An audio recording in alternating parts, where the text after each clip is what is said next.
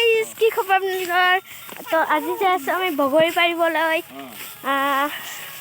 ইয়াতে বগৰী বহুত আছে আমাৰ ইয়াতে কাক কাক লাগে আহি যাব ইয়াতে আমাৰ তাতে বহুত থাকে আজি পুৱা বুলিতো ক'বই নোৱাৰোঁ গুড ইভিনিং বুলিয়ে ক'ব লাগিব এতিয়া সন্ধিয়া সৌ হৈছে এতিয়া আমি বগৰী পাৰিব লাগিছোঁ ইমান দেৰি পাছত দেখাই আছোঁ কিমান বগৰী পাওঁ আৰু